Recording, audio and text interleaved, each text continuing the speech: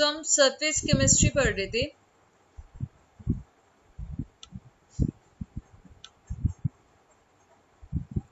In previous class, I have explained you about the importance of surface chemistry, and in we have learned about the some important terms like adsorption, adsorbate, adsorbent and absorption.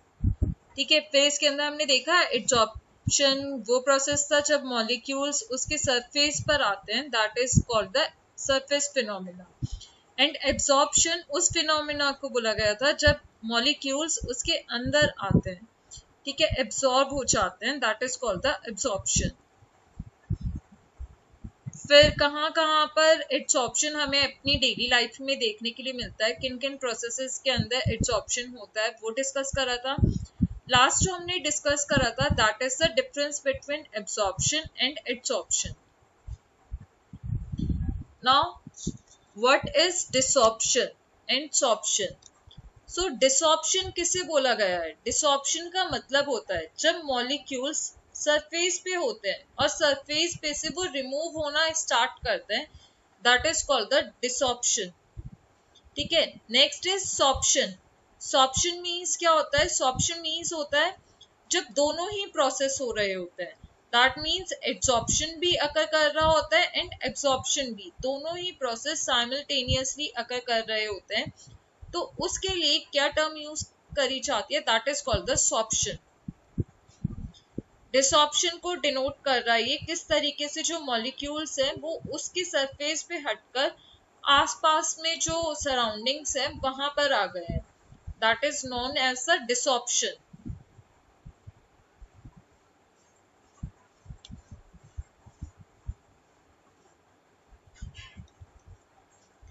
Next mechanism क्या होता है इसके अंदर? Mechanism में कुछ residual forces होती हैं।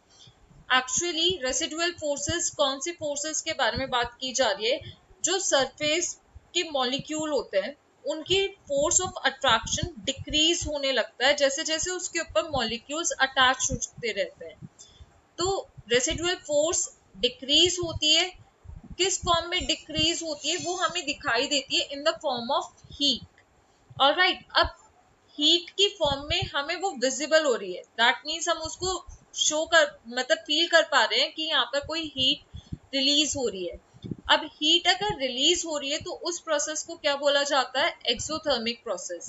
इसलिए एब्जॉर्प्शन हमेशा कैसे प्रोसेस होते हैं? एक्सोथर्मिक प्रोसेसेस होते हैं। Next delta H. अब क्योंकि हीट रिलीज हो रही है, हीट को हम किससे रिप्रेजेंट करते हैं? डेल्टा एच से। दैट मीन्स हीट रिलीज हो रही है, इसलिए डेल्टा एच हमेशा कैसा रहेगा? इस केस के लिए नेगेटिव रहेगा। डेल्टा एच पॉजिटिव तब होता है जब हीट एब्जॉर्ब होती है। अब क्योंकि यहाँ पर रेसिडुअल फोर्सेस डिक्रीज हुई है, that means delta H decrease हो जाएगा, नेगेटिव हो जाएगा।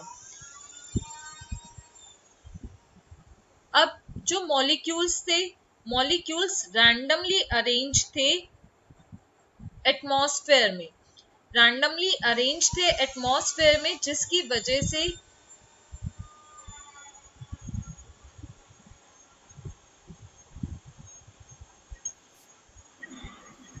विपुल ये बंद कर दे।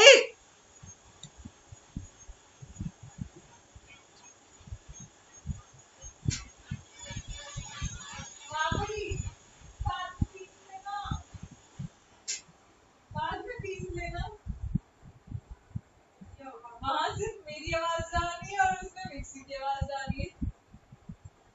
कुछ और कर लो अभी।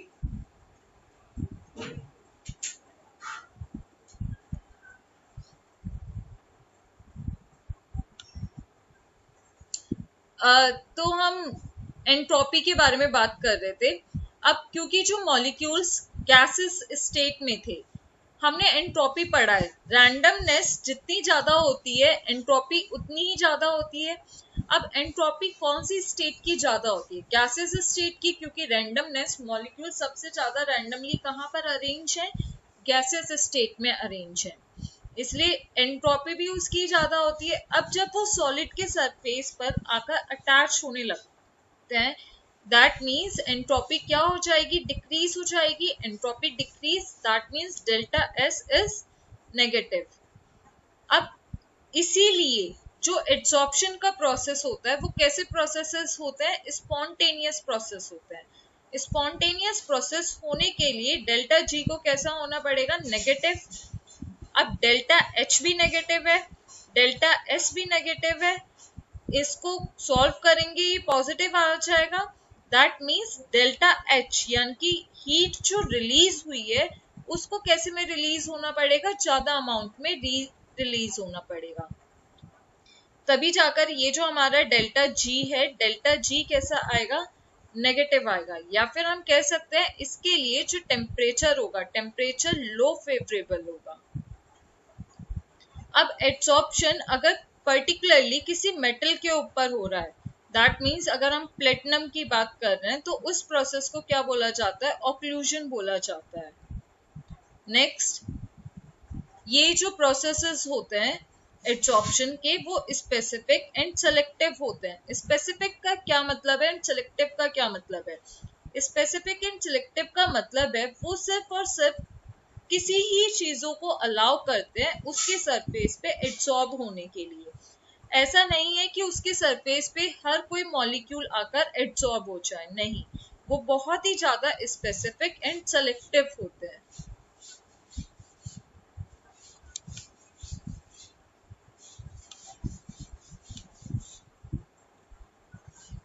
Next, types of adsorption. अब टाइप्स ऑफ एड्सॉर्प्शन की बात करें तो एड्सॉर्प्शन टू टाइप्स के होते हैं, that is physical adsorption and chemical adsorption. Physical adsorption के लिए टर्म यूज की जाती है फिजियोप्शन एंड केमिकल एड्सॉर्प्शन के लिए टर्म यूज की जाती है केमिसॉर्प्शन। फिजिकल एड्सॉर्प्शन ये किन बेसिस पर डिवाइड किया गया है, इनके अंदर फोर्स ऑफ अट्रैक्शन किस तरीके का यूज किया गया है। अब अगर हम फर्स्ट फिजिकल एड्सॉर्प्शन में देख रहे हैं, फिजिकल एड्सॉर्प्शन में वीक वेंडरवॉल फोर्सेस के थ्रू एटम्स एक दूसरे से उनके सरफेस पर अटैच होते हैं।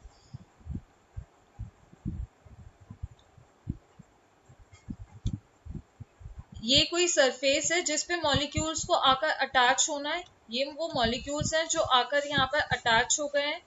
ठीक है, तो ये जो अटैच हुए हैं इनके बीच में आपस में कौन सी फोर्स वर्क कर रही है, that is the weak van der Waals force of attraction. अगर यहाँ कोई केमिकल बॉन्ड होगा, chemical bond like hydrogen bond इनके बीच में एग्जिस्ट करेगा, तो उन बॉन्ड्स को बोला जाता है केमिसॉर्प्शन। उस तरीके का जो एड्सॉर्प्शन हमें देखने के लिए मिलेगा that is known as the chemisorption.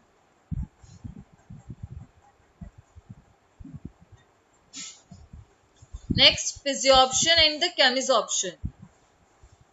What do you mean by physisorption and chemisorption?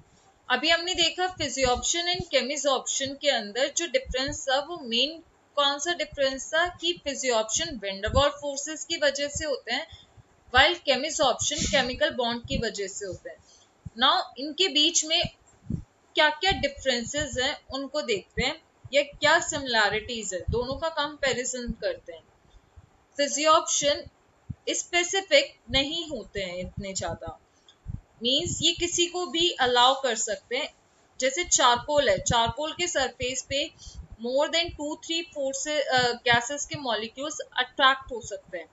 Hydrogen gas attract हो सकती है उसके ऊपर, ऑक्सीजन हो सकती है, नाइट्रोजन हो सकती है, और बहुत सारे कलर्स को भी वो अपनी तरफ अट्रैक्ट कर लेता है, तो वो किसके अंदर आ जाएगा, फिजियोप्शन में। Now next is chemisorption. Chemisorption वाले हाईली स्पेसिफिक होते हैं, दैट मीन्स वो किसी किसी मॉलिक्यूल्स को ही अपने ऊपर अट्रैक्ट होने देते हैं। नेक्स्ट, फिजियोप्शन रिवर्सिबल होते हैं नेचर में, while chemisoption is irreversible in nature. Next, physisorption depend करते हैं कि किस तरीके की गैस हम यूज कर रहे हैं। जैसे ऐसी गैस अगर हमने ली है जो इजिली लिक्विफाई हो जाए तो फिजियोप्शन ज्यादा दे। ओके, केमिसॉर्प्शन देख रहे थे, केमिसॉर्प्शन भी गैसेस के नेचर पे डिपेंड होते हैं। ऑलराइट, नेक्स्ट, एंथैल्पी इसके अंदर लो होती है, एड्सॉर्प्शन की जस्ट 20 to 40 किलोजूल पर मोल इसके अंदर एड्सॉर्प्शन की एंथैल्पी होती है, वाइल केमिसॉर्प्शन में एंथैल्पी हाई होती है, दैट इज 80 to 240 किलोजूल पर मोल।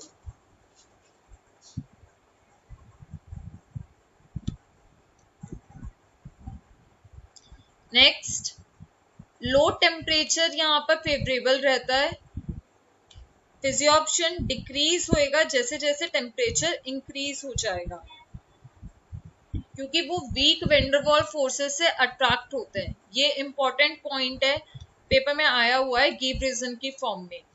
While low temperature is favourable for the adsorption, तो इसका रीजन क्या हो जाएगा, क्योंकि इनके बीच में कौन सी फोर्सेस वर्क करती है, that is weak van der Waals forces work करती हैं, जिसकी वजह से उनके बीच में बॉन्ड इतना अच्छा नहीं बन पाता है। नेक्स्ट, केमिसॉर्प्शन हाई टेम्परेचर पर फेवरेबल होते हैं, दैट मीन्स अगर टेम्परेचर इंक्रीज करेगा तो एड्सॉर्प्शन भी इंक्रीज करेगा। नेक्स्ट, इसके अंदर हमें कोई एक्टिवेशन एनर्जी की जरूरत नहीं पड़ती है। अच्छा, एक्टिवेशन एनर्जी क्या होती है? एक्टिवेशन एनर्जी हम चैप्टर 4 में पढ़ेंगे इसके बारे में डीप में, लेकिन एक्टिवेशन एनर्जी उसे बोला जाता है जब मॉलिक्यूल्स को एक्टिव करने के लिए, मतलब मॉलिक्यूल्स एक दूसरे से रिएक्ट कर सके, उसके लिए जो एनर्जी चाहिए होती है उसको बोला जाता है एक्टिवेशन एनर्जी। नेक्स्ट, केमिसॉर्प्शन में हाई एक्टिवेशन एनर्जी की रिक्वायरमेंट होती है। फिजियोप्शन डिपेंड करता है सरफेस पर, जैसे जैसे सरफेस इंक्रीज होएगा वैसे वैसे एड्सॉर्प्शन भी इंक्रीज होएगा। नेक्स्ट, केमिसॉर्प्शन भी डिपेंड करता है सरफेस पर, ये भी इंक्रीज करेगा जैसे जैसे सरफेस एरिया इंक्रीज करेगा। नेक्स्ट, फिजियोप्शन के अंदर मल्टी मॉलिक्यूलर लेयर एड्सॉर्ब हो जाती है, व्हाइल केमिसॉर्प्शन के अंदर जस्ट यूनिमॉलिक्यूलर एड्सॉर्ब होता है। अब यहाँ मल्टी मॉलिक्यूलर लेयर क्यों एड्सॉर्ब हो जाती है और मल्टी मॉलिक्यूलर लेयर से मतलब क्या है?